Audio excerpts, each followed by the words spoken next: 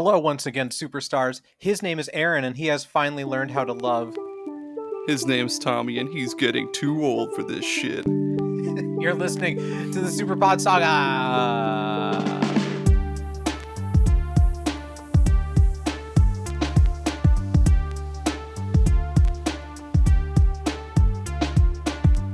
That's right. That's right. This is the Superpod Saga, the podcast that you are listening to. Welcome. Thank you for being here, listeners. If it's your first time listening, this is the podcast where Aaron or me, Tommy, brings a different video game topic to talk about. We bring a guest along too. They're forced to talk about it, and we just, talk and talk. That's like a podcast. They're forced against their will to talk about it. They're like, talk about games. Talk about games, or I'm taking your ring finger. We sound really friendly like when we're recording, but before we're recording, we're very mean. Oh my god, yeah. Yeah, I sound nice, but deep down I'm a fucking maniac. Yeah. And no one can speak better to that than our guest today, Jameson. Hi, Jameson. Hi, how's it going? You guys are terribly mean. Thank you. That's so kind of you to say. Jameson is from barSILENCE. Why don't you tell the people at home about you, about that, about video games you like? Just go on for like 20 minutes. About 20? Okay, no problem. So my name is Jameson. I'm the host of the video game music podcast called barSILENCE. I started the show, back in 2022, like early in the year, because I love video games, and I also love video game music. And I was really kind of hoping to find a way to share music with people that would also like it, and I've made some pretty cool friends along the way, including you guys. Aw. That's right. Yeah. Where can people find the podcast, and where can they find the social media of you and the barSILENCE? Yeah. So let's see. So if you're a fan of video game music and you want a nostalgia tour by means of gaming soundtracks, you can check out the show at barsilence.com or search barSILENCE in whatever your favorite podcast listening method is. And you can find pretty much the show anywhere that's on social media, like Twitter, Threads, Blue Sky. So if you're friends with or following these super, super cool guys at the Superpod Saga, you can find me on there because I follow these guys pretty much everywhere too. You have a .com. Look at you. I'm on it right I now. did. Yeah. It's pretty snazzy. Holy cow. Where can people find our .com, Aaron? Fuck. Oh man, I had a cool thing. Come on, you got this. I had a cool thing thought up for this, but I lost it. Head on over to your local Wahlburgers and ask to use their free Wi-Fi, and go to superpodsaga.com, and you can find all of our previous episodes, our blog, our social medias, and of course, if you like the show and you want to help out your boys like Jameson does, you can become a patron for bonus stuff and other cool perks. Is he a patron? Yeah. I am. Holy shit. We're with royalty right now. Is Wahlburgers an actual place, like a restaurant? I don't know. I know there's a bunch. I've seen it in Hy-Vee. Yeah, that's all I know of is just those in Hy-Vee and like maybe like a mall or something, but Okay. no, they're not like. We recently got one around here in my area. I have not been. Is it an actual restaurant? Yeah. There's like a okay, restaurant weird. change. Yeah. Okay. They're We just not have that cardboard. great. We just have cardboard cutouts of Mark Wahlberg at Hy-Vee. It's not great. It's you would think like with Mark Wahlberg being as funny and like cool as he is in real life that You've met him? no, just from what I've seen. I wish. That's if you want to eat the meat. That's the same guy who is featured in the Make My Video on Sega CD game. You could. That's the one God. that I connect with. If you want to eat Mark Wahlberg's meat. We're here for video games, though. Do we have a Discord question or Patreon question? Do we do that? Oh yeah. Sorry, I closed Discord for some stupid reason. I haven't opened it yet, so we're all open on it the up. same Yeah. page. Yeah, I'll start things off for you. Let me scroll up. So yeah, I You can asked. find our Discord and join our Discord. Yeah, right on our website or through our Twitter bio. I'm still refusing to call it X because no, Yeah, same. no, thank same. you. But Yeah, I'm not committed. yeah, it's real dumb. It sounds like a new kind of electric car or something stupid, and I don't want it. So yeah, we asked the. I think of the Too Extreme on the. Do you Go ever ahead. play those games on PlayStation? Too Extreme. There No. was 3 Extreme. Wait, was it really? Oh, that's wonderful. Yeah, I've never heard of that. that's what the X goes for me. I was thinking of like Triple X, like the movie with Vin Diesel. Like they should do a prequel where it's just like double X, and then like a prequel where it's just X, X. and then like a And then prequel where it's Negative like X. negative X. Yes. There we go. He's got to earn those X's by destroying the bad That's so guys or stupid. whatever. Isn't the sequel just Triple X2? Yeah, something stupid. With Ice Cube? No, Man, don't. I don't know. No, I don't there's know. no way you're making that up. Anyway, I asked Discord. 1 sec. What games or series do you like or appreciate but haven't actually played? And Dave from Remember 64, he's an awesome fella. He says most Final Fantasy games I haven't played, but it's hard to deny their impact and just how beloved they are. Indeed, It's true. That's Final true. Fantasy 9 is my favorite, and it's never not going to be my favorite. Wait, Never? Wow, that's a... no, yeah, that's There's too many negatives in there. I confused myself, but that is right. Baquil said, Ultima. I think they were important to the development of the RPG genre, but I have only barely played the 4th one. I know They're- nothing about Ultima. They're pretty interesting games. There was, I forget which one it was, but there was one game in the series where they did away with like combat and enemies and shit like that because the world is finally at peace, and the way that you like level up and all that stuff is by doing good deeds. And instead of Oh. unlocking like new attacks or spells, you unlock new like character traits and shit like that. It's pretty wild for like an 80s RPG. It's nuts. We would be terrible at that because we're terrible people. Yeah, we are. We would cut off way too many fingers. We'd be like, but this one was infected though. Like that's a good deed. It's infected. You infected it. Anyway, Hoocham, +1 for Final Fantasy. Also can appreciate how much people enjoyed the Ace Attorney games and Mountain Blade. Me too. With Ace Attorney, like I love the games and like I'll enjoy them for about an hour or more, but I cannot play them if I'm too sleepy because I'll get really, really bored and fall asleep a little bit. I tried playing the first one on my mobile phone because they had a version on there, and I wasn't sure if I was playing like the right version or if it was a mobile one. It was weird to me, so I just stopped. Scrapdog15 said, I've heard great things about the Mass Effect games. This one, I'll be honest, I have played maybe an hour of, but that's it. Another series that seems to get huge compliments is Professor Layton games. Never played them, but know a friend who raves about them, and I trust his judgment. He's talking about me. That's what He's not being subtle at all. That's what I assumed too, because I was like, I think I responded to him. Yeah, you can see it right there. I was like, well, Tommy loves all that and whatever, and he was like, oh yeah, he likes Professor Layton games. I never knew that. Winky face emoji. Yeah. This guy. You forgot to do the voice, like the little mocking voice whenever you. That's got to be a thing I'm gonna whenever switch you read. it up. Danny with Retro Wars podcast. He's also an awesome fella. He says Gears of War, which I assume it's Gears of War, which Maybe it's I like Xenogears. those. Maybe. What was another Gears game? Elemental Gear Gimmick.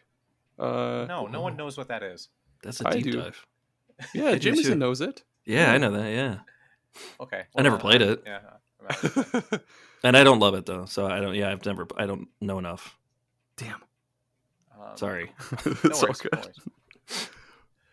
Professor Tom says, I'll second Ultima and nominate Wizardry, Mass Effect, Pokemon, Borderlands, and Grand Theft Auto. Those are some big games to have not played. I'm more impressed than anything. Professor Tom still rules, though. Thank you, Oh, Professor yeah. Tom. He's a professor. Yeah. Oh yeah, then Distorted Rules. He says the Metro series, and I fucking swear to God, I thought he played them, but he hasn't. Wow, But, look at that. You mistaking someone for owning something. I know. God damn it. That's why. That's my big character trait is like. You just assume that everyone owns things. Wait, you had a car? You don't?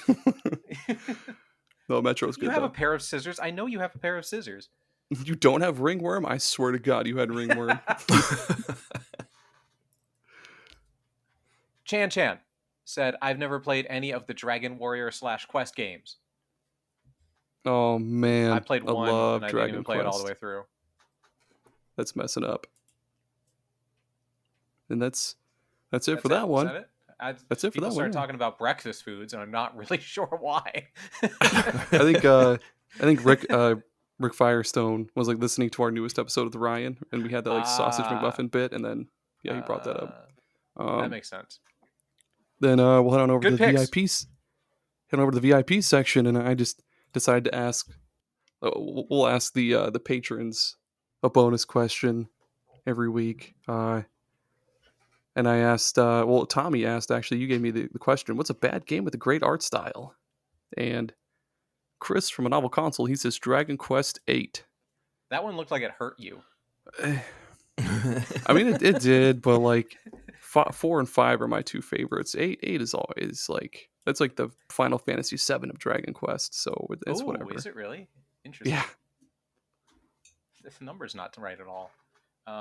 Jameson, Hey, that's that me. name sounds really familiar. Said there was a game for the PS3 and Xbox 360 called Remember Me that was by the same company that created the Life is Strange games. It did not rate well in the media back in 2013, but it has gone on to have a decent user review score over the years. The game took place in a cyberpunk future version of Paris, and it was seriously gorgeous. The concept and presentation of the world was top-notch, and there was always something amazing to look at everywhere you went. But the gameplay was difficult, the combat was unremarkable, and the game was void of fun in almost every turn. Had it been a PS2 game, it would have been remembered LOL better. That was a game that was on my wish list for PS3 forever, and I never got around to actually getting it. Because just the idea was so cool to me. Right, the same for me too. I finally picked it up like pre-owned from GameStop, and I'm like, all right, I'm finally ready to play this game. And it looked fantastic. Everything about it was super, super cool. It just was kind of boring. Sorry to anybody that likes it. I used to have a friend on Xbox that he was a huge achievement whore, and he got every achievement in that game somehow. And the only thing I remember from that game was like that you could make your own combos or make your own moves or something, and that's all I remember from that. I would have hated that. It was one of those things where it was cool because you kind of like leveled up and you'd unlock a new thing and you could like add them to it, but the button combinations had to be super, super exact, which kind of was that void of fun part. I don't think that's how I play games too often, so it ended up becoming more challenging than fun. EU. We scoot on over to Ho-Cham. He says Octopath Traveler 1. Second one seemed better from when I watched someone stream it on Discord, but if aesthetics the first one were not what they were, I don't know if I could do it. Yeah, the first Octopath, Tommy and I both agree, was I love really looking at it. Yeah, it looks great. The characters are cool, but the story is meh, and it very quickly goes like it's an alright. It's not very well put together story, but it looks great. I love the particle effects and the pixel art and the angle that you view everything at. It's just like, ooh, I love it. And the old like SNES style where like the bosses are fucking huge. They're these fucking titans compared to your teeny tiny little party members. Yeah. Even though they're just normal men on like before the battle when you're talking to them, and then you go into it and they're just a giant person. Yeah. Distorted Rules said Godfall or Forspoken. I never played Forspoken, but seen videos. Look really good visually, but the story and gameplay were lackluster. Same with Godfall. Beautiful game, but became boring really quickly. That's what I've heard. Yeah, those are like the spokespeople for game looks really, really amazing for like what games can look like nowadays, but they didn't actually put any game around it. Yeah. I remember listening to an episode of A Fine Time, and I think it was Andre who was talking about that. And that's basically the exact same thing he said. Like, it looks really good and it plays pretty fucking smoothly, but then it's just like it's just really like really samey. Like all the dungeons are the same, and yeah. we're not this isn't a topic for today, but I feel like video games are a weird place now that we'll have these big games like Forspoken, or like 10 years ago Godfall would have been a big deal, and they just Yeah. come out and everyone collectively goes meh, and then we move on. Like even Redfall this year was a big deal for like 2 weeks about how everyone was mad about it, and no one remembers. I feel like games just enter and leave the consciousness like way quicker than they used to. Yeah, I would agree. Yeah, same. Good. Okay. Good. Let's. We, we do have a specific topic to talk about today, though. This is our topic today is favorite video games that you haven't played, and I realized after I picked that topic that I was even a little confused with what I was going for. So, if you have a game or a series that you've played a little bit of, that's fine. I'm not super picky, but it's just games that you haven't, that aren't a part of your you wouldn't say that you've played them. Does that make sense? That's Yes. Yeah. Okay, good. so like Maybe I'm overthinking it. there's one I'm kind of iffy about. Like there's a series that I've played like a little bit of, but I haven't put like a lot of time into it. Yeah. Okay. Cool. I'll start it off and maybe it'll make sense. I have never played a game in the Resident Evil series, but I do love the Resident Evil series. It's Aaron, why are you doing that? Oh, sorry. He's sending messages in the chat just saying, yeah, cool. Sorry, chef. It's okay. I forgive you. I don't play scary games. I can't get over the scary factor of them. Every time I've tried to play a scary game, I physically can't move my character forward. Because when I do, scary things are going to happen, and I don't want scary things to happen. It's a mental block in my head that I can't get over. There are even like some games that aren't scary games that I struggle with. Like The Last of Us had some parts that were really, really tough for me to play. But Resident Evil as a series, I really appreciate and just love watching it evolve over time, because it's really gone through some changes over time. And whenever a new game comes out, I'm super excited to watch different YouTubers play it. I have a collection of YouTubers that I watch play scary games, because that's how I experience them. Yeah. So I've seen everything from basically every Resident Evil game. I've just never played them because I'm too much of a coward. I remember when we did our little video series and I had you play Forbidden Siren or whatever. Like, what did you think of gosh, that? Was that super scary or? No, my heart was racing the entire time. Okay. Like, literally, I turned around and saw the companion character and screamed because I wasn't ready for it, and she was just following me. Listeners, if you ever want to watch, or I guess see Tommy, but if you ever want to hear Tommy freak out while playing Forbidden Siren, just look up Super Pod Saga Siren 2 or whatever. Yeah, on YouTube. My bad. It's pretty great. But I love that the Resident Evil series keeps changing. Like, going first person is nuts. What a nuts idea to do for your long-standing 20-year-old franchise, and they did it like so well. Yeah, like if anything, it got even spookier. Like, yeah. I still haven't finished Resident Evil 7 because I got stuck on a part. But like when I first played it, it was fucking beyond spooky, and I'm not normally scared by games, but yeah, it was great. It was awesome. Same with 8 also. 8 I didn't like as much. I liked 7 for like the house parts and kind of just, it was more what's the word I'm looking for? Like almost like a haunted house vibe, and 8 was way more open and had like werewolves and stuff and a lot crazier. I really like the more closed in sense of fear. That makes sense. Yeah, that makes sense. Because like, for me, it's a lot of stress induced gaming for Resident Evil games, because like I'm like, I can't use my ammo, I got to use this stupid knife in the old games, or so, and I always kind of hold on to stuff for too long because I think there's going to be something or some reason I need it. The scary part of the game sometimes is just the settings, more than anything else. Yeah. And being in a house with a dad with a chainsaw being able to pop around at any time, that's terrifying, more so than a horde of werewolves chasing you around. The realism part. Yeah. Absolutely. A lot of dangerous chainsaws. There were a couple parts in 8 that were kind of freaky though. Like when you first see the I forget what the fuck the big 4 were called, but there was like Lady Dimitrescu, and then there was like that big fucking frog creature. I was like, no. Yeah, I forgot about him. The Like basement baby was nightmare fuel for me. yeah, that too. I forgot about that. That was also gross. Um, well, speaking of gross, it's a big running joke here on Superpod Saga that it's my favorite thing ever.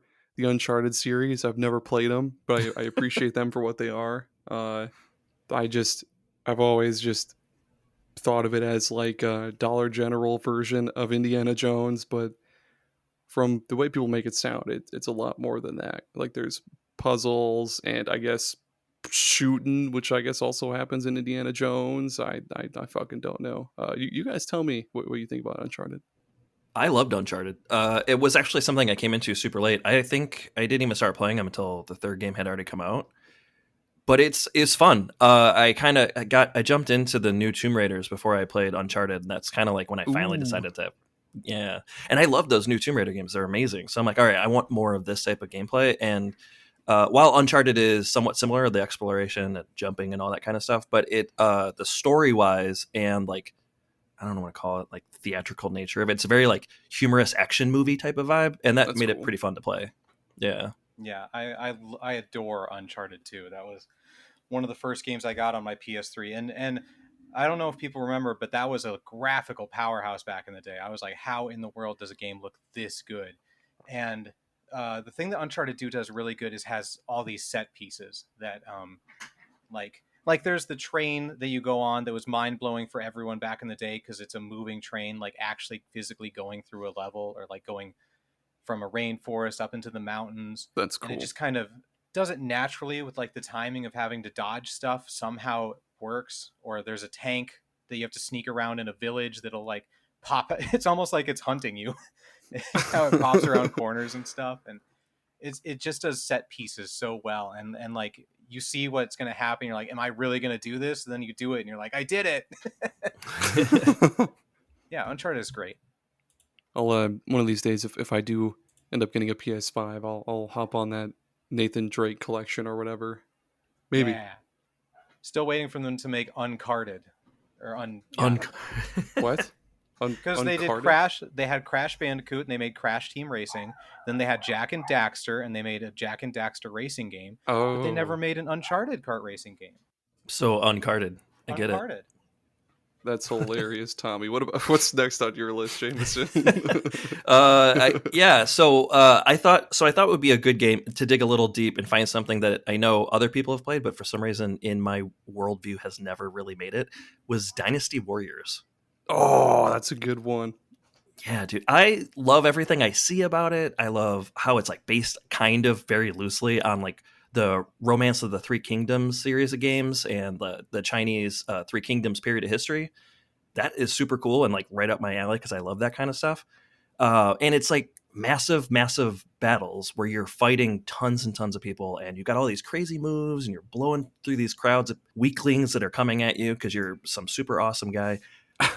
I for whatever reason, I've just never played it. That's about the same with me too. Like I know, like back in the day, Games with Gold gave away one of the Dynasty Warriors games, and I had always known of the series, but actually decided to give it a try with Games with Gold. Finally played it, and I was like, "This is cool, but I don't want to play this anymore." And Yes. yeah, it's That's exactly what happened with me. I had an ex who had a Dynasty Warriors game.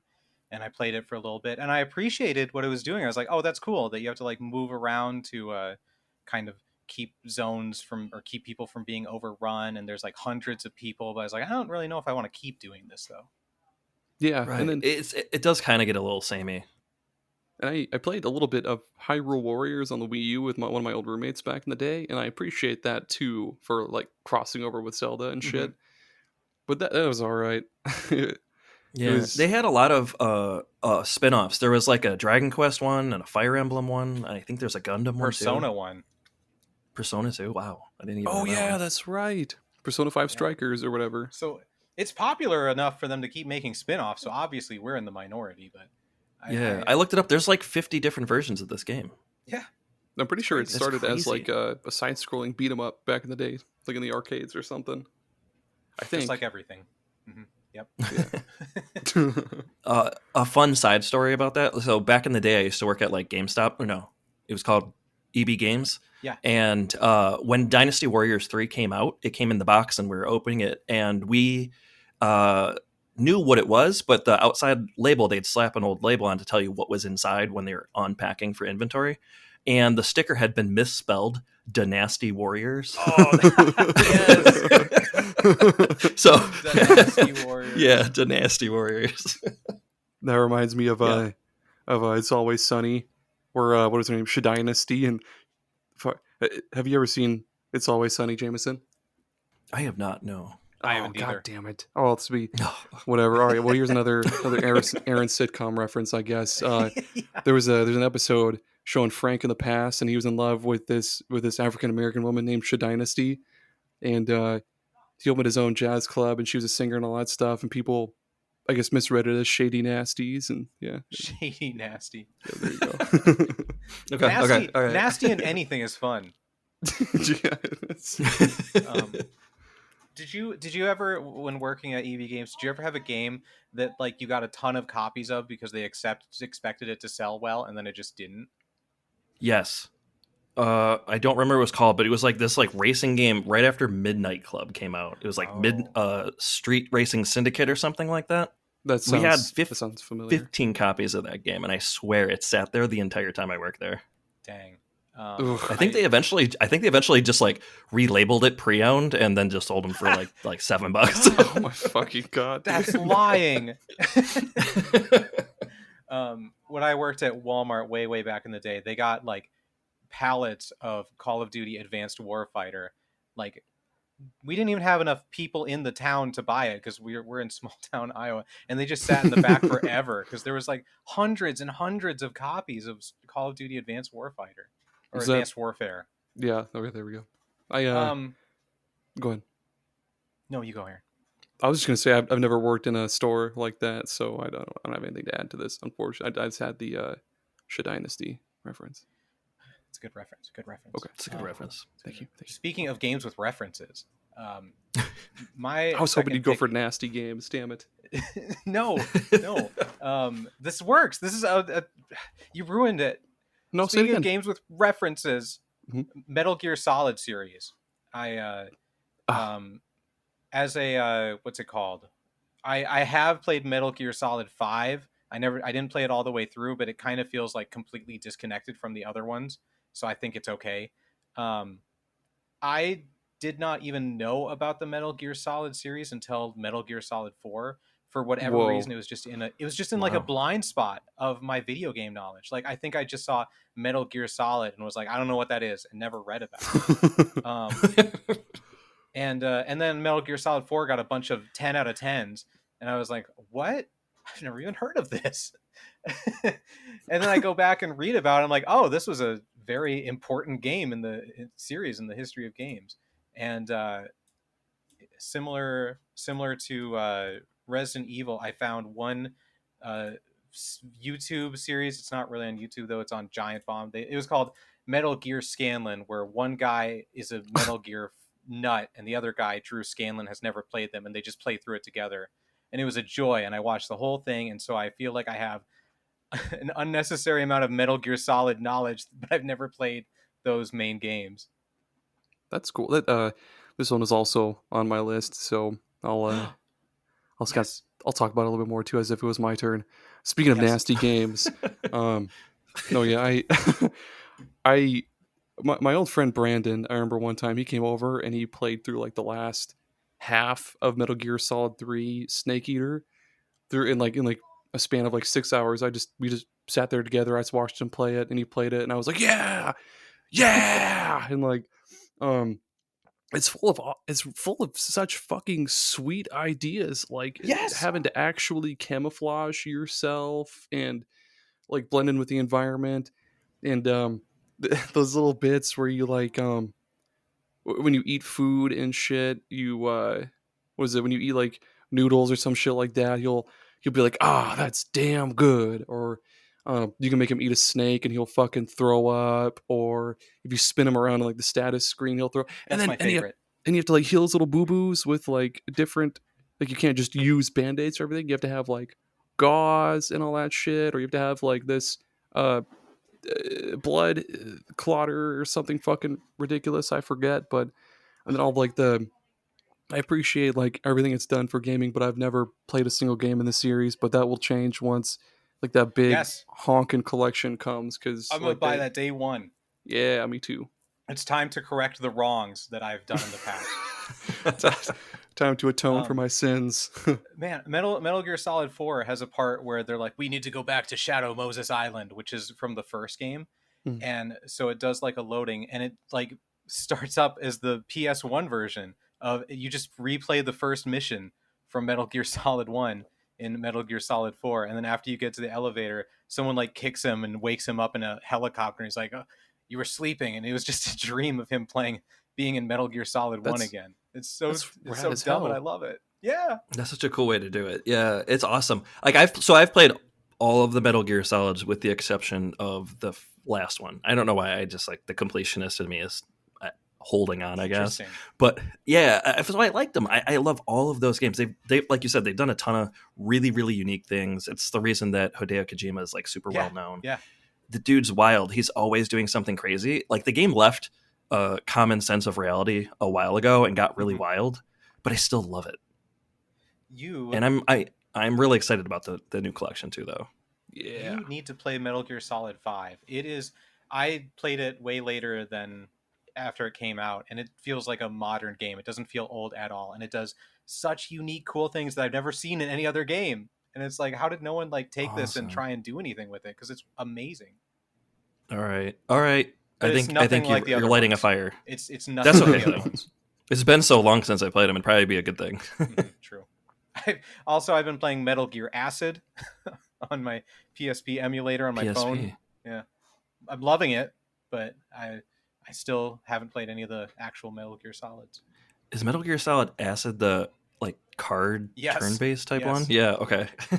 It is far too complex. I don't want to get into it now, but it's like way overly complex for a card combat game in a good way. So are we skipping to Jameson then, or we can. Yeah, go for it. Yeah. Okay. Speaking of games that I haven't played, I don't know. I don't have a transition. That's a good one. I forgot what I said. A+. I somewhat embarrassingly have never played any Luigi's Mansions games. Same. Oh, I've only played the first one, so it's all good. Okay. Because I know there's like, I mean, there's probably 3 or 4 of these games by now. Like 3. if you include like the arcade game, 3. There's an arcade game. Arcade. Hold on. My Dave and Buster's, that's not super far from me, has the Luigi's Mansion arcade game. Yeah. Are you looking about Wikipedia, Tommy? Wait. Does it have a? Hold on. Let me go to Wikipedia. Yep, I'm also there. How do you control it? It's like one of those sit-down cabinets, like with a giant screen, and you kind of like get inside. Yeah. It might be more of like a ride-along type of game, but you have like a gun. I haven't played it though. You hold the vacuum or whatever it's called. Oh, yeah, and it's based on the second game. What's that called? Poltergust. There we go. That's what I meant. Succutron, oh man. If we did episode titles, that'd be the episode of this title. the Succutron. But yeah, why do you like Luigi's Mansion even though you've never played it? Oh, so yeah, I love Halloween. It's like my favorite season. I love spooky stuff, fall time. I do love scary games, and I know like Luigi's Mansion isn't technically scary, but like all of the concept around it, like even the ghost houses in the old Super Mario World were like some of my favorite levels to play. So this is like 100% my jam. Also, I really appreciate Luigi as a comedy character. Yeah, he's excellent for it. I'll never forget the original Luigi's Mansion. Like it was one of the first few games I got with my GameCube, and fuck, I had such a great time with that. Just looking around the mansion and like sucking up money and like little elemental sprites and lighting shit on fire and stuff and beating the fuck out of that baby ghost or whatever. And such a great game. It's in every game too, like Mario Kart or Mario Tennis, Smash Brothers. They all have some type of Luigi's Mansion connection. Yeah, and you're right. I even have some of the Luigi's Mansion's Lego Mario sets too, and I built them, but I still haven't played the game. So like my connection to Luigi's Mansion is like super, super loose. And it's cool that like in Smash Bros. To like to further that connection. Was it Luigi's grab? He uses the poltergust. No, and he also has a like suck move with the poltergust, and that's really really cool. Like they I guess fuse Luigi with more of his Luigi's Mansion shit. I don't know what Like the other character word. No, moveset. yeah, it's great. Yeah. He has his own thing. I love Yeah. that he has his own thing. It's awesome. It also looks great on Switch. It is. It's a gorgeous game. Like the new game looks incredible, and I bought it. I just haven't started it yet. Even better. The weird thing is the only like technically Luigi's Mansion game I played was, I don't know if you guys have played Nintendo Land on the Wii U. I have it, but I haven't played it. Okay, so there is like it's like a bunch of mini games that based on Nintendo properties, and there's a game called like Luigi's Haunted Ghost Mansion or something like that, and it's a 4-player game where you either get to play as the ghost or as like a Luigi character. That's cool. Yeah, and like lightning will flash and it reveals where the ghost is and stuff like that. And I love it. It's fun. But that's the only thing I've ever played that's technically Luigi's Mansion. So yeah, it seems like it's the perfect game for me. I don't know. Hopefully I get to it someday. It's such a Nintendo game where it's just like they have this really creative idea that doesn't even technically like fit into a genre, but they do it so good. Right. And they have another like there's a lot of really like sweet subtle touches in that game too, like where when Luigi's just like walking around or like opening a door, you'll hear him like humming along to the background music, and it's really cool. Like it'll be like boom boom boom boom boom, and he'll be like humming along with it too, and that's really Oh, neat. does he? That's adorable. Yeah. Oh yeah, because he's like nervous, right? And like the yeah. more scared he gets, the yeah. the entire time, even like when you're putting a key into a door, or no, when he's reaching his hand over to a doorknob to open a door for the first time, you'll see his hand shaking, and he'll like slowly turn it, and then yeah, it's just really cool. Probably like a nod to like Resident Evil and stuff, but yeah, it's really really charming and really awesome. I love that game so much. Nice. Is it too early for an ad break? No, we can do an ad break. That's fine. Okay. Is that okay with you, Jameson? Is it okay if we do an ad break? Absolutely. Okay, we're gonna do an ad break. We'll be right back. What he said. Superpod Saga is brought to you today by our superstar patrons, a novel console, Jared, Jameson, and Adam. You're all as attractive and awesome as you are generous and gracious. Your support means the world to Tommy and I, and of course you're all number one, and we'll continue to pray to your names every single morning, noon, and night. Thank you all. We love you.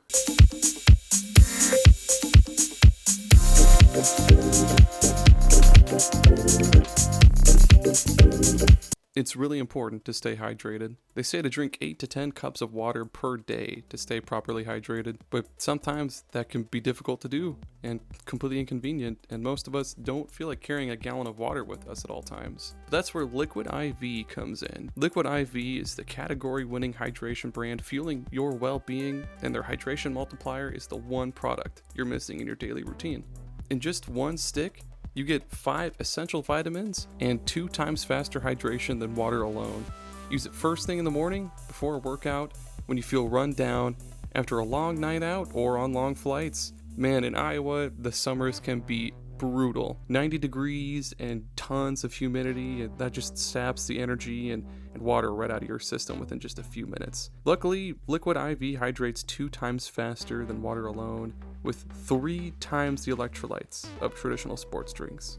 It's very important to replace those electrolytes, you know? And I just love how quick and easy it is to use Liquid IV. You just get 1 packet and a bottle of water, and you just pour that packet into the bottle of water, shake the heck out of it, and bam, you are good to go. Since using Liquid IV, I've felt way more alert, active, and just plain better versus drinking water alone. My favorite flavors to go to are the Yuzu Pineapple Energy Multiplier and the Tropical Punch Hydration Multiplier. I can't get enough of those ones. And what makes them even better is, like I mentioned earlier, they're packed with 5 essential vitamins like B3, B5, B6, B12, and vitamin C. And again, 3 times the electrolytes of traditional sports drinks. And they're non-GMO and free from gluten, dairy, and soy, which is just great. So you can get 20% off when you go to liquidiv.com and use code SUPERPODSAGA at checkout. That's 20% off anything when you shop Better Hydration today using promo code SUPERPODSAGA, SUPERPOD SAGA at liquidiv.com. You have a great one, superstars.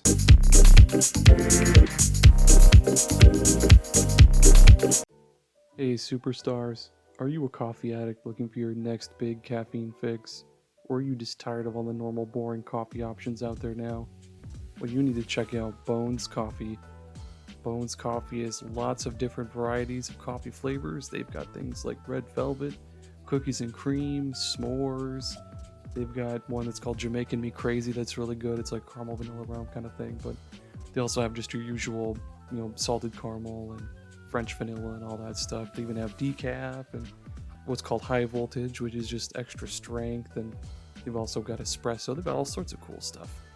Plus, if you use coupon code SuperPodSaga at checkout, you'll get 20% off of your order. And again, that's SuperPodSaga at checkout to get 20% off. You can also follow the link in our episode description.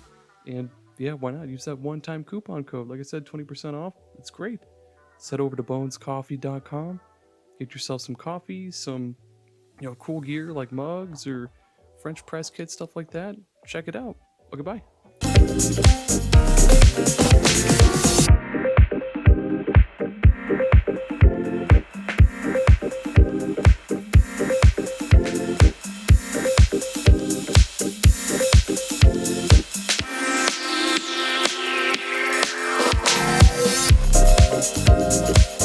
Okay. I don't have shit for an ad. I have no idea. That's all good. I've got one. Okay. Good. Hey, Tommy and Jameson, do you guys like mini golf? I love mini golf. I sure do. I hate when it's called putt-putt. See, I was wondering when I came up with this idea. I was like, what the fuck is the difference between putt-putt golf and mini golf? But thank you. We're a mini golf podcast. Oh yeah, we are. That's right. Do you wish it was just way more exciting and way more challenging? Yes. Oh, yes. Okay, let me introduce you to Extreme Mini Golf. How many X's are there? As many as you want. We'll put 5 up there. Extreme. Good. Yeah, come check out. It's the most bone breakingest, spleen rupturingest, adrenaline fueled fucking joyride you'll ever have the glory of putting along to or whatever. Our most famous course here at Extreme Mini Golf is the what we call the New York intersection, where you're plopped in the middle of a busy New York 4-way road. We'll drop the ball into the middle of a road, and you'll need to dodge traffic and constantly be berated by angry New Yorkers who are throwing trash at you and spitting you. And hundreds of people saying, "I'm walking here," over and over. Yeah, it's just on a loop. Then try your best not to get blasted by a car and fucking die, because the hole is just on a sidewalk. It's up to you to figure out which sidewalk it's on, though. Well, we're not going to tell you. We don't even know where it is. It's up to you to find it. You put it into a manhole and it pops out of another manhole somewhere else down the street. Exactly. Wrong Another manhole. 4-way. Wrong manhole. I hear they also have a skydiving one where you put the ball out of the plane and then you have to jump out and skydive down to it to finish the hole. Is that true, Aaron? That's true. We do have that. It's fairly new though, so we're still testing it. But so far, yes, that we do have that. There's also another one we call the Houdini course, where it's less of a course and more of like a small patch of land where there's this glass tank and a hole directly in front of it, and you'll get in and your hands and feet will be chained behind your back and you'll be in a straitjacket, and then the ball and your putter will be in this box protected by a 4-digit combination, and we don't even know the combination to that. It's up to you to figure that out, and you have to get out of the straitjacket and the chains and get to that combination and figure out the combination. Also, the tank is filling up with water the entire time, and if you can find a fucking way out of that tank, go drop that ball in the hole. We don't care how you get it in there, just get it in. No, go ahead. On the other end of the spectrum, there's the Farmer's Challenge. It's 3 acres of grass and one hole. It's up to you to find where it is.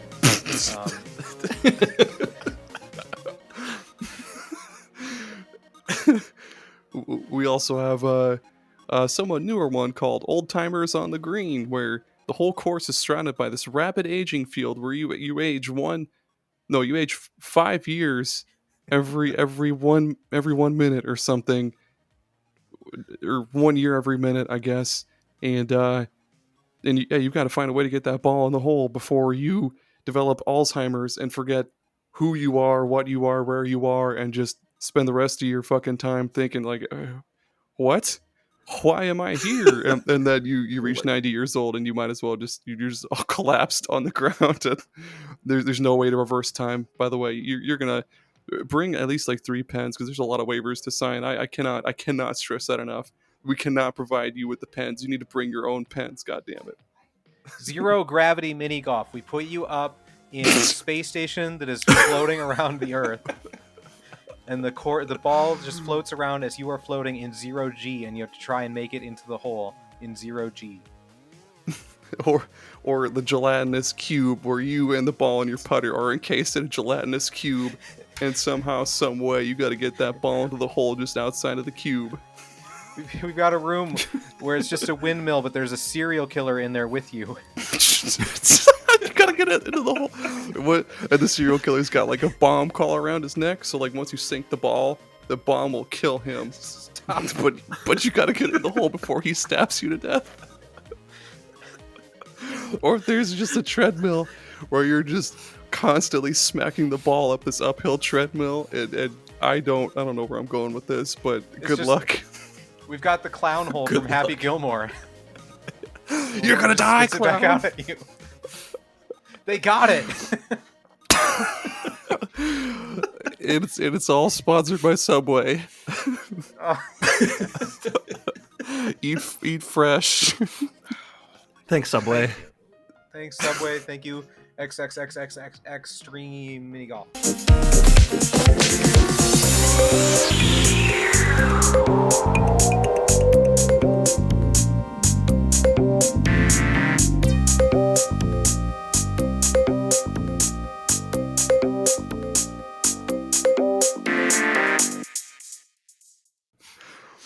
Oh God.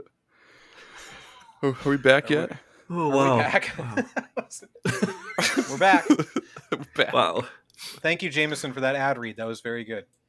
Yeah, thank you. I did my best part. Whose pick was it? It was Jameson. It's my turn. last, right? Okay. Yeah. It's me. We're not skipping my turn. Okay, sorry, damn. Sorry, I have chef. order and rules. Without them, it's chaos. We should get a gavel. The Super Pod Saga gavel. Speaking One of that does like the wars, squeaky sounds. we do need a gavel. Squeak, squeak. I've seen this done on another podcast, but we should steal it, where if we get into an argument, we play the Judge Judy music and have our guests make the decision. Oh, you should. Bum, bum, bum. Wouldn't that be great? Bum, bum. Yeah, we should do that. Let's steal it. Let's steal that idea. I'll find a gavel on Amazon right away. Okay. Or I'll just get a fucking hammer. Everyone, we're going to pause the episode till we get a gavel. We'll be back. Speaking of chaos, I really appreciate, but have never played World of Warcraft or Final Fantasy 14, anything like that. I wish I could play those games because what I hear is like that they're really good stories, like decade-long stories.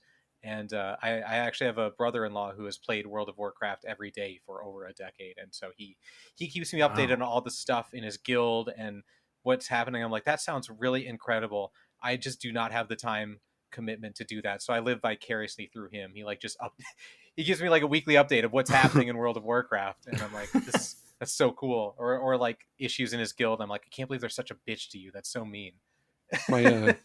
My wife used to play, Cheyenne used to play a lot of World of Warcraft, and she keeps me updated on a lot of stuff too. Like, we had this like action figure of like the Lich King or something, and I don't remember what the fuck I called him. I was like, this fucking guy or something, and she was like, she's like, that's Artorigus or whatever the fuck. I was like, who? And she was like, the Lich King, and I'm like, oh, okay. He's got a name? I didn't know. Yeah, I thought he was bad guy number 4. Bad guy number 4. Would you believe that Wrath of the Lich King came out in 2008? Oh my god, I remember them talking about that on G4 way back in the day. Yes. Wow, 2008. Yeah. What a time! We were What a still in high great school. time. Yeah. I remember the little cards you could buy, the little World of Warcraft cards that was like, here's 30 days of playtime you can play it. And I was like, what?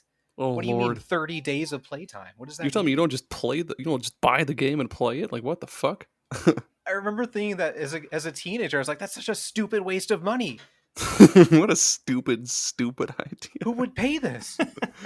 uh, a coworker of mine has been really trying to get me into Final Fantasy 14, and I want to try it, but I'm kind of have my hands tied with number one Diablo. I still can't put down Diablo.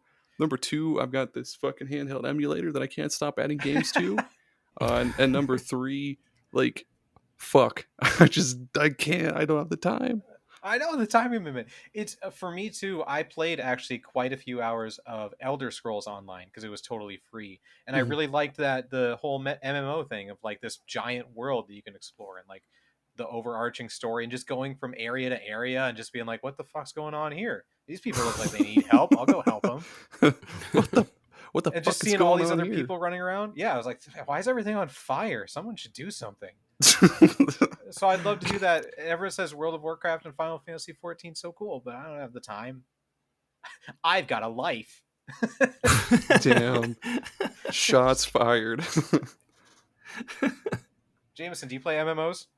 I do not. No, I never got into them because I always had a crappy PC. Mm. Mm-hmm.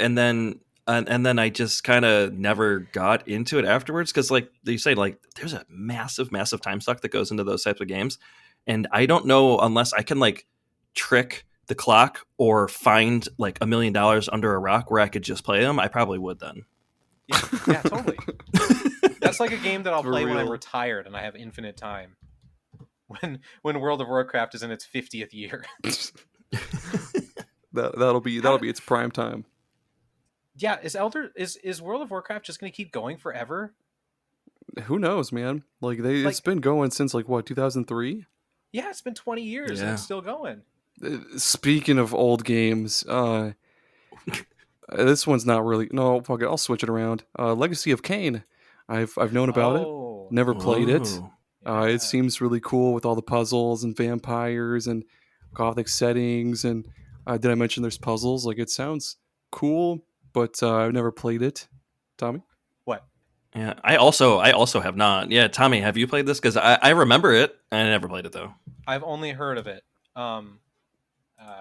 Yeah, I've only heard of it. I honestly really haven't heard a lot about it. I just know that there's a few people that adore it. Yeah, it was a big deal like when it first came out, and it was what on PlayStation and maybe And Dreamcast. Yeah. Yeah. Is there a way to play it now? There were Windows versions, so like maybe it's on. I think it's on goodoldgames.com possibly. Let's check it out. Are you already checking it out, Tommy? No, I'm typing a private message to the podcast group. What is that? It's Oh. the That's not Legacy of Kain.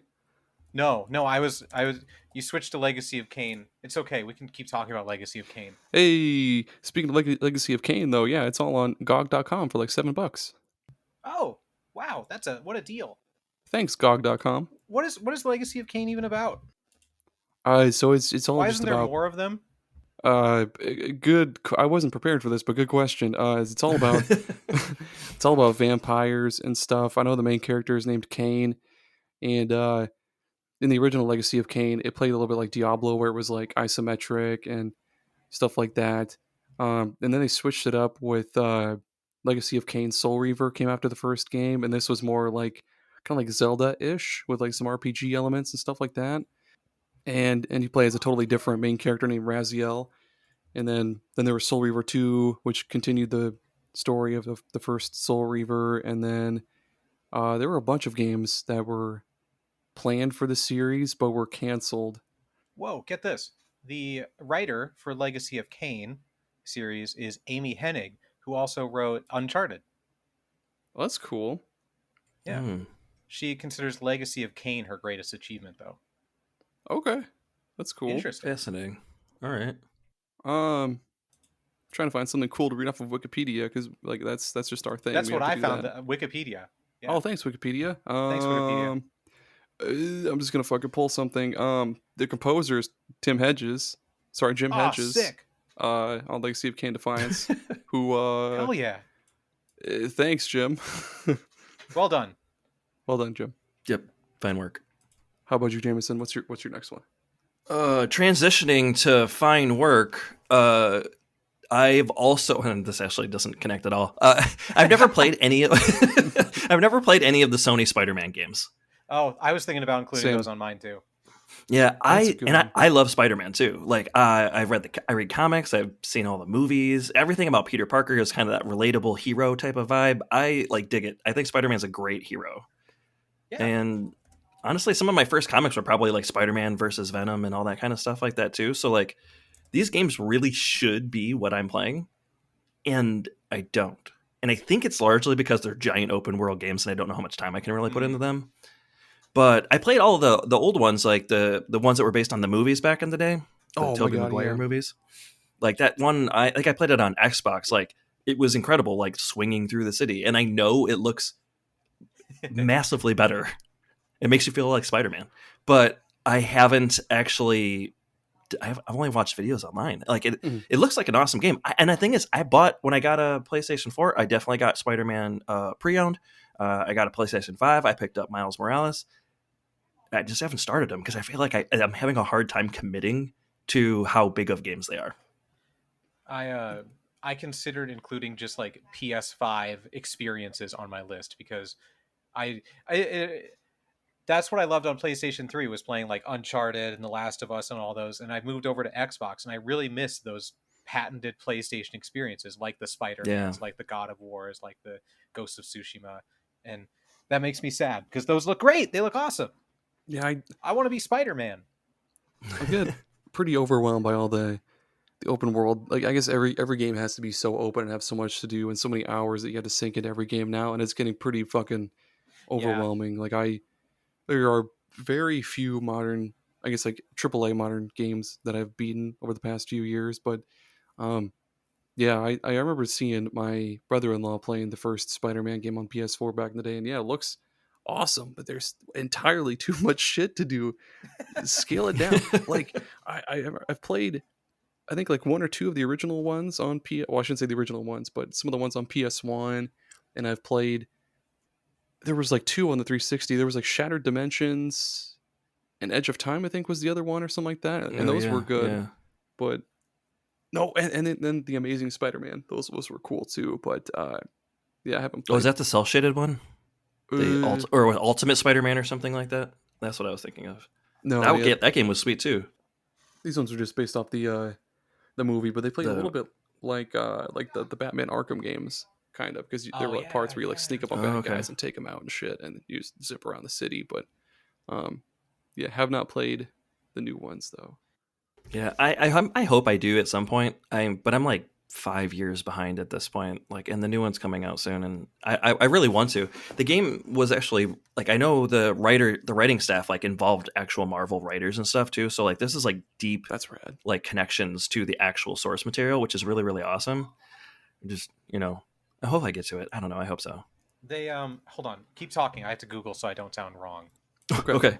One of the things I remember from the Xbox experience, from the one based on the movie, was trying to help the stupid kids finding their balloons.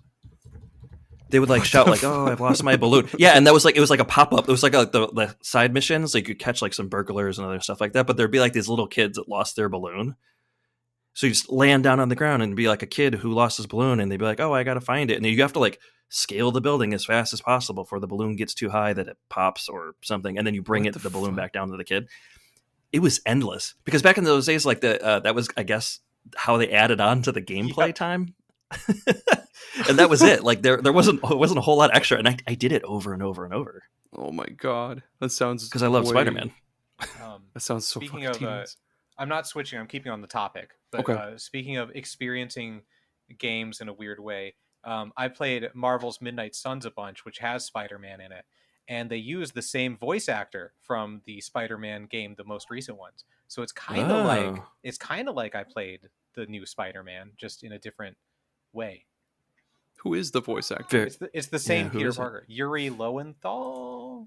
Oh, Yuri Lowenthal. I know that fucking dude. He does a lot of stuff. 1 second. You met Hold him? on. Well, no, but I know a lot of stuff he's voiced. Like, he's done a lot of anime and oh man, let me find it. I know he's done something that I know. I mean, he was fucking Wikipedia, Ben come on. 10. Come on, What? Wikipedia. Yeah, according to Wikipedia, he provided the voice of 15-year-old Ben Tennyson in Ben 10 Alien Force. His name is Ben Tennyson? Yeah, there's also Kevin 11. No, stop it. No, I guess really. That's Oh so yeah, stupid. yeah. He does the voice for Yosuke in Persona 4. That's awesome. Persona. Which Ben Tennis He's done a shoes. lot more stuff than I knew. Apparently, he did Marth and stuff too. that's cool. Oh. Yeah, he's done like a lot of shit. I guess that's a little bit of an understatement. Speaking of games with lots of different sequels and No, wait, stuff. wait. You guys remember Zatch Bell? No? Jameson? I know the name. I don't know Oh my anything God. about it though. Zatch Bell was wild. Puppets that cast spells, whatever. All right, go, Tommy. What? Zatch Bell. I don't... Is that a person's name? Well, the main puppet dude's name is Zatch. It's so like The so main puppet... so It's a so manga series. Yeah, Oh, so- I anime? didn't... I thought you were We also talking about a had anime. person. Oh no, the Like the a show. person named Zatch? Yeah, you just said, do you know Zatch Bell? And I'm like, I've never met him. It's like a human character would find like a book or grimoire, I forget what the fuck they're called, and then there would be a puppet tied to that, and the spell book would have all different spells that the puppet could cast. And like the main puppet guy, Zatch, he did like lightning spells, and each puppet does like different elements. Like there's a dark one, there's an ice one, and I just remember him going like Zakan, and he would Flying like shoot lightning out of dragon. his mouth, and yeah, it's a cool show. Continue. Okay. As speaking of games with multiple sequels and stuff, I've never played a Castlevania, but they look really cool. Ooh, that you need to do it. Yeah, I know I do. It's a series that, again, like growing up, I just never cared about or never read anything further about. I'd see the name Castlevania and I'd be like, "Where's Mario Kart?" But as I've grown older and wiser, more mature, I've gotten into this genre called Metroidvanias, and I wouldn't even say gotten into. I've played like what's the Xbox one, the one that you only played the first one of, and I played the second one of, Aaron, with the little white guy. What? Oh, Ori in the Blind Forest. Yes, I played Ori.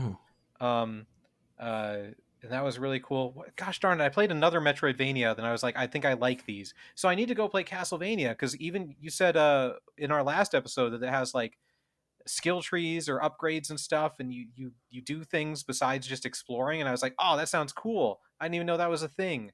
Like when I actually read about the game, I'm like, this sounds cool.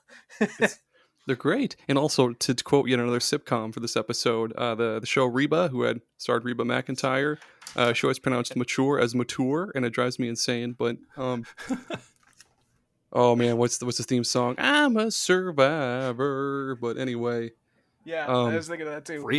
Reba deep cuts. I've never watched Reba. Sorry. That's all. You don't need to. It's awful. But it's got Kevin from Shameless in it. He plays Van. I don't know why I know that, but okay. Well, yeah, Castlevania, Symphony of the Night, you can for sure play on Xbox, and then like the 3 GBA games you can also play on Xbox, and those are also really good. What's really funny is I don't know the timeline of Castlevania games, so they're all just lumped. They're lumped into my head. Like you'll say Castlevania Circle of the Darkness, and I'll be like, that sounds like a DS game. I don't know. I mean, yeah, if anything, I would. Sometimes they're on sale though, but like Symphony of the Night, a lot of people, including myself, will say that it's like the best just because it is the best. But the ones on GBA are also really fucking good. I mean, not to toot my own fucking horn, but like I've played through Symphony of the Night like twice now, and yeah, it's twice. Yeah, like I'm some big fucking super fan. No, but it's just cool because like you don't have to take any one predetermined path. You can go in whichever fucking direction you want and get upgrades in your own, I guess. That's great. yeah, in your own at your own pace or in your own path, basically. And as you kill enemies, you'll level up, and you can unlock new spells, equip new gear, which gives you better stats and all that shit. So it's kind of like got like a looty aspect almost to it, and no, they're good. See, They're that sounds great. great. Yeah. It sounds like I'd like it. So go play I it. mostly know the Castlevania games from the soundtracks, to be honest. I Ooh, have not yeah. played many of but the soundtracks are always so good. So even though I haven't played them, I kind of share that like connection to those games. Yeah, especially Symphony of the Night. Is That's so the one. Yeah. 90s and so super chill. What's the most recent Castlevania? They haven't had one in a while, have they? I think the most recent one, there's like one on 360 called like 2014. Lords of Shadow 2 or some shit like that. It's been Or almost 10 years. yeah, they Why? haven't, because Konami sucks, dude. Oh, it's Konami. Yeah, That's Konami. Oh, Yeah. that'll do it. Konami smells butts. They're butt smellers. I think I'm gonna play Castlevania on the Nintendo 64. I think that'll be my first one. Okay. Okay, Tommy. Oh wait, do you sell the GBA emulator? Yeah.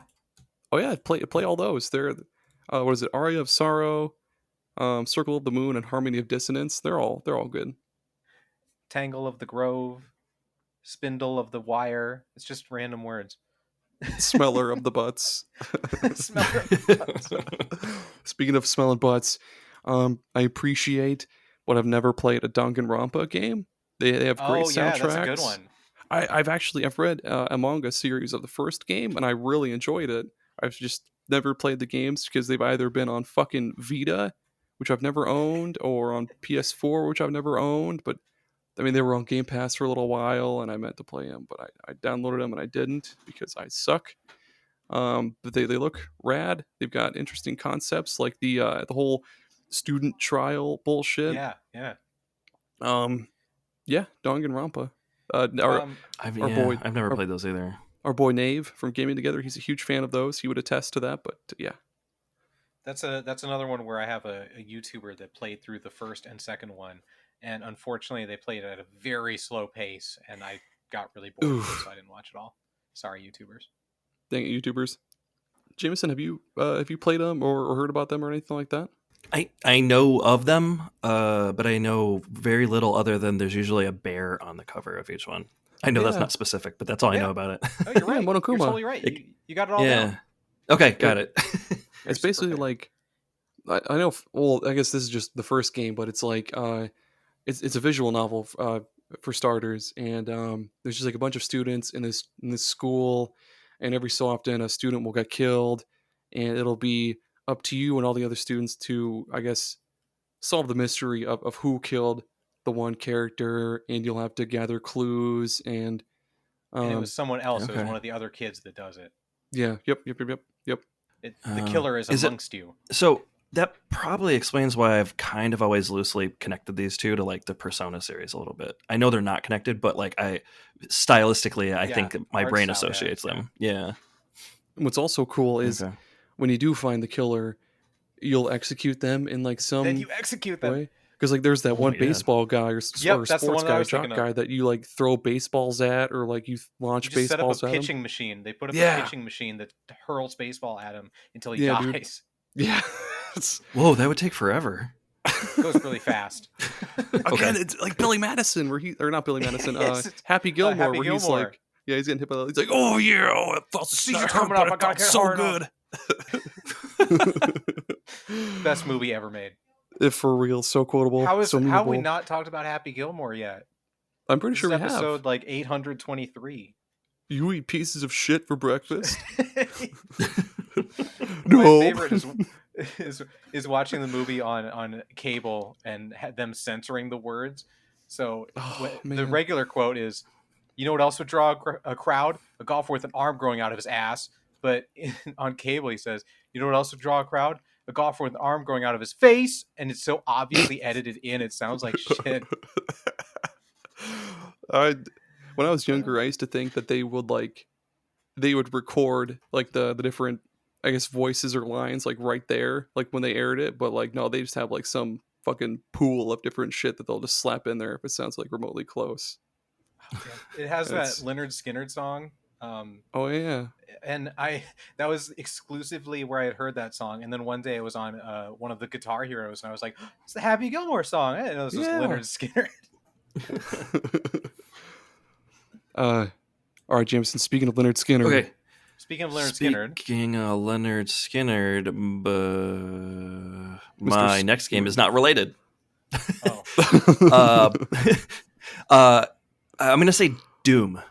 ooh, oh, yeah, that's yeah. pretty. Yeah. Could you imagine if Doom, like the soundtrack to Doom, was by Leonard Skinner? Like instead of like the crunchy, like hard guitars, it was like bow. No Mick Gordon, it's just high pitched. Yes, yes. Yeah, no Mick Gordon. Oh shit. Yeah. And it's one of those like it's one of those games like I absolutely love it. Doom's been around forever, and I've played maybe like Doom 64 for a little bit when I was younger from like rented it or something like that.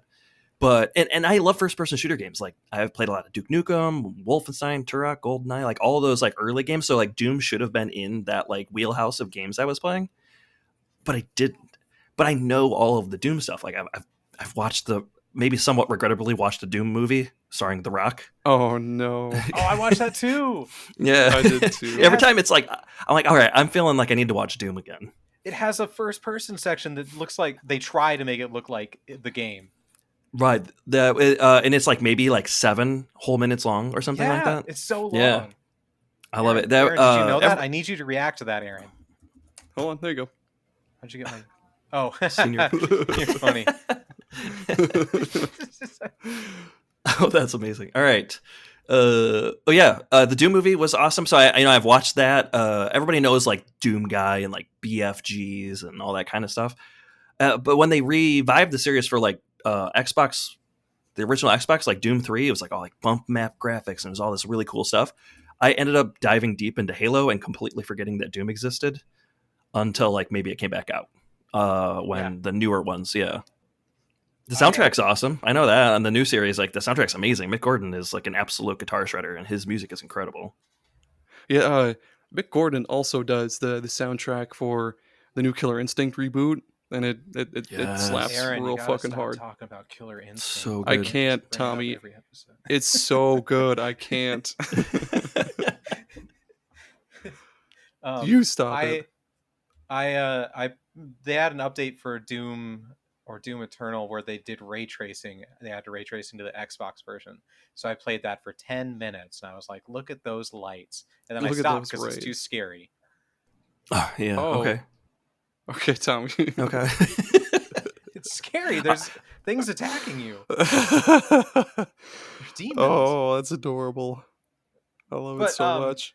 I really appreciated listening to other people talk about how fun it was to play and how it was like how they had like this loop, this groove that you get in of having to chainsaw people to get ammo or like shoot people to get gas for your chainsaw, and it was just like this loop of meleeing to get other stuff or health or something. It was like having to that sounded really cool. That sounds like a neat thing. And like as the action ramps up, the music fucking amps up, and then Yep. when it dies down, the music also dies down. But it's like that's so awesome. It's just such, even like the one from 2016, like still looks incredible, plays smooth totally. as fuck. But yeah, they're awesome. Oh man, so my grandpa Joe back in the day, he was really into just building bullshit ass PCs from like random parts he would get from like Goodwills and stuff. And he always had like at least 10 spare floppy disks with Doom and Doom 2 on them. 10 spare floppy disks of Doom. And so one time he gave us a little PC to bring to my dad's, and we would play Doom all the time. And yeah, it's awesome. You Never played played Doom 64, floppy disk though. games, Aaron? What? You played floppy disk games? Just like one or two. It was either Doom or Duke Nukem. Oh, I had SimCity on the floppy disk. I was saying, I think that SimCity 2000 was the one I had. You would when you wanted to save your game, you would go to exit and it would give you a code that you would want to write down, and then it had a manual where you would find a code that like was with that code, and it had another code that you had to input to reload your save. It was wild. What in the hell? I remember one That's time. amazing. I remember one time I put the entire like walkthrough or guide to Legend of Zelda Wind Waker on a floppy disk, and I think what was it? I got it too close to a magnet, or like a magnet touched it or whatever, and of course it wiped it, so I lost the entire guide. But That whatever, sucks. you just put it right back on there, and it doesn't matter. Floppy disks are nuts. This isn't here or there, but I had to going back to playing Metal Gear Acid. I didn't know how a thing worked, so I tried to Google it, and the first thing that came up was GameFAQs because it's an older game, and I was like, "Oh, Oh yeah. I could use GameFAQs again. This is great." Dude, my favorite's the ASCII art at the beginning. Yeah, exactly. I was like, "This is great. I'm so happy that I have to use GameFAQs to figure out what to do in Metal Gear Acid." I'll never understand how they. I've tried to do that a couple times, and Same. I cannot. I give Can't. up. It's so difficult. Yeah, it's beyond me. I don't get it. But I appreciate everyone that knows how to do that stuff. Like that's like the internet history, like a skill set that's maybe missing. If you're gonna make a GameFAQ, you have to be able to make a ASCII art. I don't know how to Yeah. pronounce it. There's like one freelance ASCII artist out there who's doing all of them still. He's broke now because no one needs his. It's like, why are we have Canva now, dude? Why would I want that? It's like when people instead of using emojis, they make things out of like colon, parenthesis, or like or if you're extra nasty, you do like equal sign parenthesis. Don't do that. Oh yeah. Don't do the equal sign for eyes. I still type my smiley faces out. I use emojis more than I used to, but I prefer to type the smiley face out. Emoticons, right? Is that what they're called? Emoticons. Yeah. There you go. That's it. The ancient lost art of emoticons. I had so many.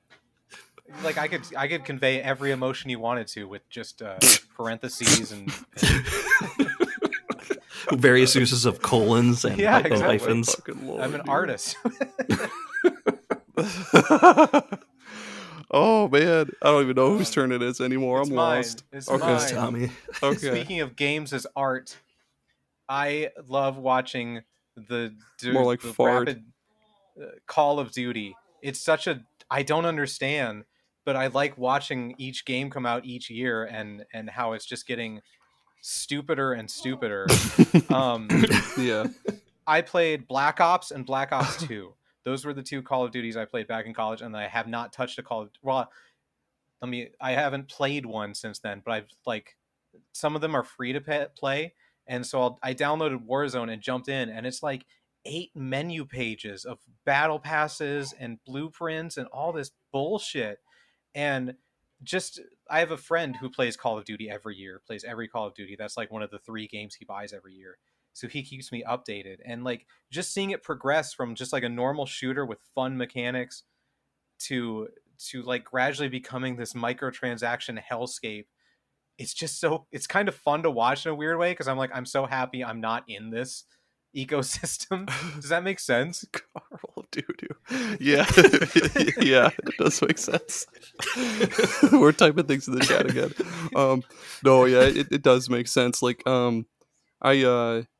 oh fuck, what is it? The YouTube channel I used to watch a lot of Funhouse. They played through the campaign for Call of Duty Ghosts, and I played like maybe a little bit of the online for Ghosts because it was like the same as everything else, but like the campaign was almost cool. But yeah, it does get like progressively more and more dumb. It'll be like terrorists in space, or like there's a dog. What? You play as a dog, or like I don't know, dude. Well, Advanced Warfare straight up has space combat in like space ships. No, it doesn't.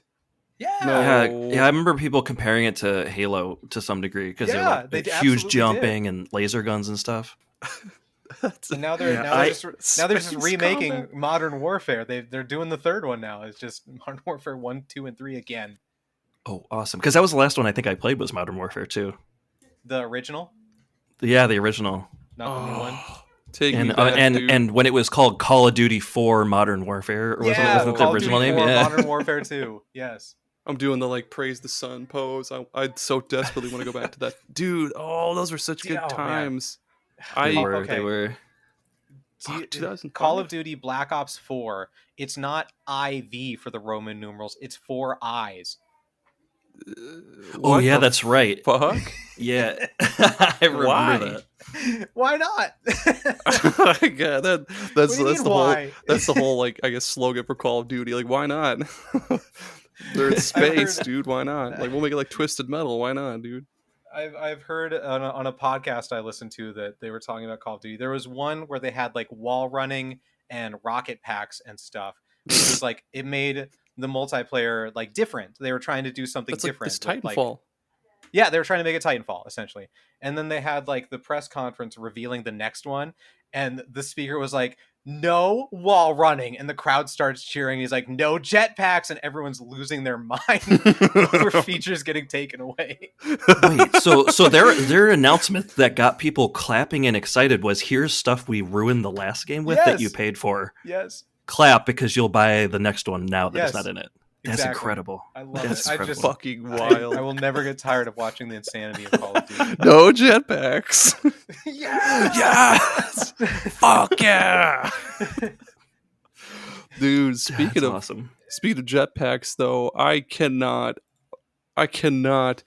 bring myself to finish a Persona game. I should have brought this up earlier, so we were talking about it yeah. already. But like, I can only get about like 10, maybe 15 hours into a Persona game before I get burnt out. Like, I've tried numerous times to start and beat like Persona 3 and 4, but yeah, I'll get maybe like 15 hours in, and I'll just be like, I can't do this, dude. Like, I appreciate like the characters they've made, the worlds they've built, all the different fucking mechanics that style. they've added. Right, the it's so style, cool. Ripping in the style. soundtracks. Yes. Fucking Soundtracks are amazing. Oh yes, yes. the games are great, but fuck, there is too much. It Like, is overwhelming Yes. as shit. Yes. I think that's It's like one of those like nerd street cred things to play Persona, and like I'm like, Yeah. oh, I don't get to participate because I don't really know anything about Persona, and I know that probably anybody that's listening, probably is like, oh, well, I've played them all and I love them, and you should too. I hear that a lot, but I am kind of like you, Aaron. Like I have one. I think I've got Persona 4. Mhm. I'm still in the first like hour of the game, and I haven't gotten anywhere yet. Mm-hmm. And Oh it's- man, I think Tommy and I, like, once Persona 5 came to Game Pass, we both tried to play it for a little bit, and we talked about it quite a bit, and we both got like, I think, to about the same point. I think I got like a teeny bit further, but yeah, we both, it's a lot. And I think that's why I prefer like the main series games or like some of the spin-offs, because it's a lot less like extra stuff you have to do, because like my favorite Shin Megami Tensei 4, you talk to demons, they join your party, you fuse them with other demons to make more powerful demons, and you just complete the story, and it's dark and gory, and I love it. But then with Persona, it's like there's personas, and you can fuse personas, and then you talk to your friends, and you go take them out for ramen, and then you have to do this science test. Oh, but don't stay out too late, because then you'll be too sleepy, and you can't. Like, I know our good friend Bill with Gaming Collecting, he loves Persona 4, but I can't. I cannot. yeah. Sorry. I think Yeah. you nailed it on the head for me. Like, it's just mechanic after mechanic after mechanic after mechanic that gets introduced over the span of like 10 hours. The first 10 hours is just introducing mechanics, and I've already forgotten the ones from 3 hours ago, and now they're building on the ones that I've forgotten about. I just can't do it. And I believe like totally that if you understand everything and know how to work its systems, it would be great. It would be awesome to do that, but I can't. I just struggle with that. Like, when it's like, what do you want to do with your day? Where do you want to go? And I'm like, fuck, I don't know. Where do I want to go? I don't even know Like, what I want one to do in time real life. I just was like, maybe I should explore, and I went to a section of the map that was like a subway, and I was just walking around the subway, and I'm like, am I supposed to be here? There's shops where I can buy stuff. Am I supposed to do that? I don't know. I feel like I'm playing wrong. It makes me feel like I'm playing wrong the whole time. I think that was one of the things I never felt super comfortable, but I enjoy watching other people play it who kind of get it just better and faster than me. I had a friend of mine, and she loved Persona 3, so I would just go over her house and I'd watch her play, because I didn't really catch the whole story because she'd be playing, because the game is so long, but I could pop in and just enjoy watching someone that was good at that gameplay. Yeah, that sounds great. I would enjoy that too, I feel like. And that fucking soundtrack is probably what I appreciate the most from those games. Totally. It's just banging. Yeah, it's a series that I've appreciated from afar. Like I don't hate them by any Yep. means. Like they're great games, but I can't do it. That's a good pick. What about you, Jameson? Okay. I guess another one of those games that kind of takes on that RPG style and is super huge nerd cred. And I have never played Mass Effect Oh, yay! We Ooh, got to talk at about Mass all. Effect today. Yeah, and I know we talk about it probably a lot on the show, but I figured I have a interesting perspective that I actually love space and I love science fiction stuff, and Yes. like it's kind of got that like what if Star Trek was a good video game Mhm. kind of direction. Yeah, totally. There's like alien governments and you're interacting with people, Oh, and there's yeah. like this giant impending doom of a Borg like species that's going to end everything. I love that stuff. I eat that stuff up. But Mass Effect is, I've never actually played it, so I found myself over the years like I know like the jokes like Shepard's favorite shop on the Citadel and stuff like that. Oh, yeah. And but I know all like the inside jokes, but I've never played them. So I actually love the Mass Effect series for what it is, even though I've never actually spent a single minute in it. What's That's what's the thing, the in-game lore thing called? what? The thing that gives you like info about the races and the government and stuff. Like What's the it called? What's it called? codex? The codex, yes. Okay. You would Codex. love the codex, Jameson. It's narrated, so you can just go into the codex and be like, "Tell me about this species," and this guy reads to you about their entire history, and you can just sit back and listen. And I'm like, yes, Yeah. like 20% of I'm my gonna- time in the game was just listening to the guy talk about the game. I'm just gonna like audio book my way through Yeah, Mass yeah. Effect. Exactly. There you go. They have thought. Sorry, Aaron. I keep interrupting. It's you. okay. I'm sorry. Go for it. It's the best thing about Mass Effect is they put so much thought into the universe itself and how the science works and how the government works and how these species work, because some of them gained interstellar travel before others. So how does that affect their development as Right. a species? How does it affect how they treat other species that come in? And humanity isn't special in the Mass Effect universe. What they're good at is coming together as a unit to accomplish one goal, which is kind of ironic. But but they're not like overpowered. Sorry, humans. Yeah. They're not overpowered or like this special thing. They're newcomers in the Mass Effect universe. They only recently got interstellar travel and are meeting all these other ones. Everyone else has already like created the government of the universe or the galaxy or whatever, and have like all this stuff, and humans are like, can we be a part of it, please? Yeah, see, that's cool. Like, it's not like Star Wars where basically almost all the characters are some type Yeah. of human base. Like, I love the idea that like we're like humankind is the last Yep. or one of the more recent ones interjected into this entire universal concept. I think And that's awesome. And you get to decide their choices. I don't want to give like big spoilers, but you can really make it so that like humanity becomes a bigger part of the galactic government, or you could not have that happen. You can make some big choices. And I appreciate that the games aren't all that long either. Like usually you can complete a playthrough in like what 30 hours or 40. Especially the first one. The first one is Yeah. surprisingly short. Wow. Okay. And the See, I combat didn't know that. The first one I know a lot of legit people has, say like, this. 5 story missions. Oh, is the rest of it like resourcing planets and stuff like that? Side missions to like Yeah, side missions. What are they Ooh. called? Loyalty missions to become yeah. closer to your crewmates. Stuff like that. Like Garrus. So good. Love you, Garrus. Liara's my bae forever. What is it? I enjoy the combat also. Like it's just like a third person cover based kind of bullshit thing, but it's just good. Like it fits so well with Mass Effect and all the different like biotic powers, and that you can kind of make Shepard into what you want him to be. Like if you want him to use like mostly biotics or like guns or whatever the fuck I've forgotten, but they're good. They're good Is games. that like the It's- space magic? yeah the game? the space yeah, magic. there's tons of space magic. I remember I played it. I don't pick choices based on good choice or bad choice. I pick on what I think my character would do. And what ended up happening is I would be a good guy like 90% of the time. And then when it comes to the pivotal choices, I would make what they call the bad guy choice. And I just felt so weird because like my crewmates would treat me like I'm a good person. And then there was a part where like I needed to get information from someone he wasn't telling me. So I was like, I guess I'll punch him. And Garrus was like, "What are you? This isn't like you at all. What are you doing?" And I'm like, "I'm sorry. I just wanted to get the information." But the fact that he recognized that I'm not usually like that was so cool.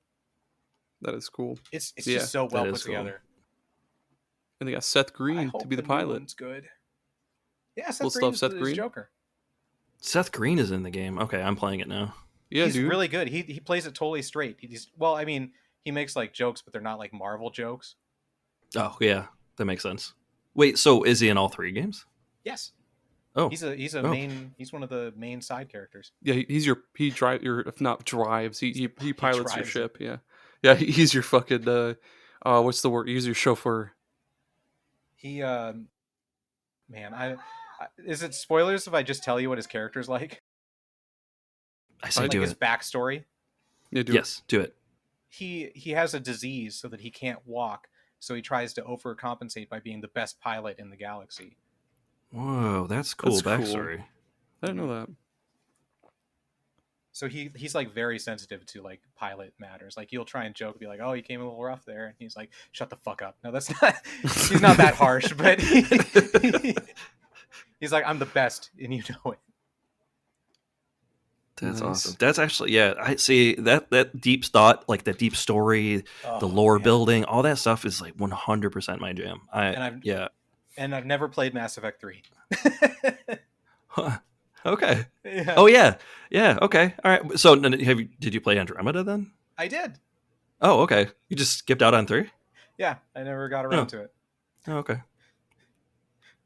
Well, I'll tell you when I get there, because I'm going to start playing. I'm going to play it now. I really need to. Of all the games we're talking about that we've never played, I might start with Mass Effect. Yes.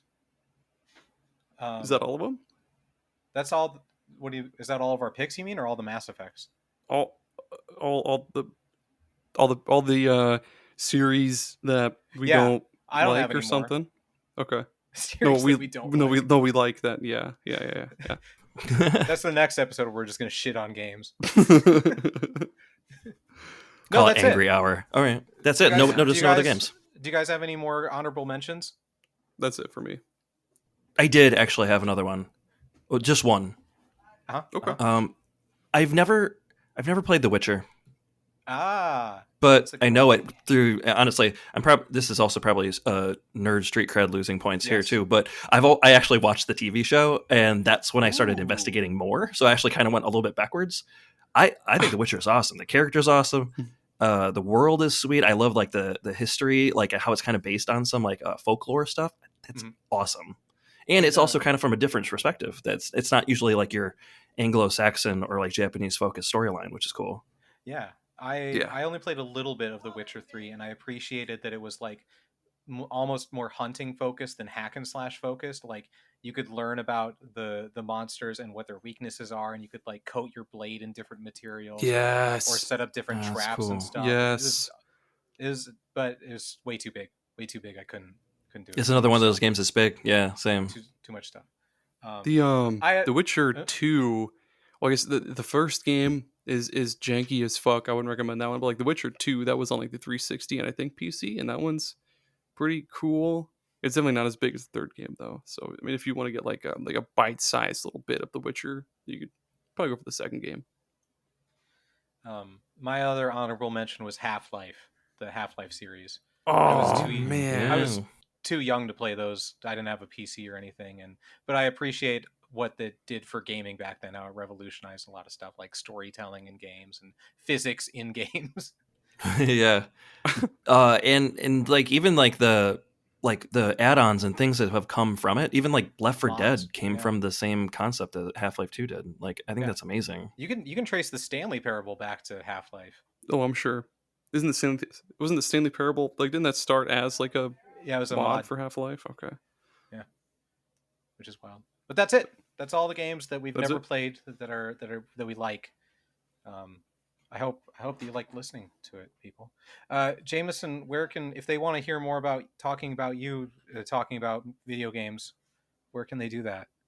Yeah, if at all you're interested in video game music, you can go to barsilence.com to find easy link or tune in on the site for a variety of music. I cover a lot of games over the last like year and a half here, like Perfect Dark, Ridge Racer, Armored Core, Tekken, Jet Set Radio, a ton of soundtracks that I really truly love, and some that I've actually never kind of similar games I haven't played, but the soundtracks are amazing.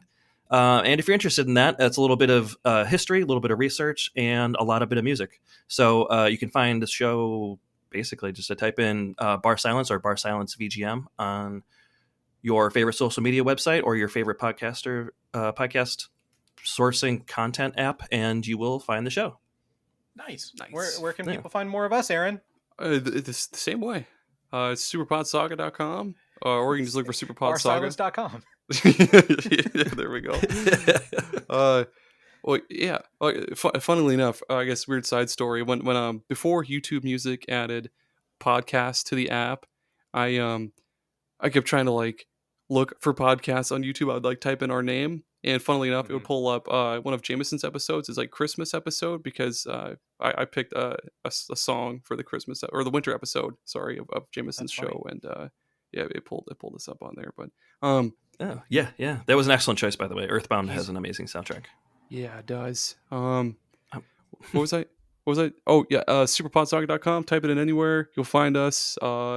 Previous episodes, blog, social medias, join our Discord, all that stuff. If you like the show, consider becoming a patron for cool stuff. Superpodsaga.com. Yes, the more patrons we have, the more cool stuff we can do.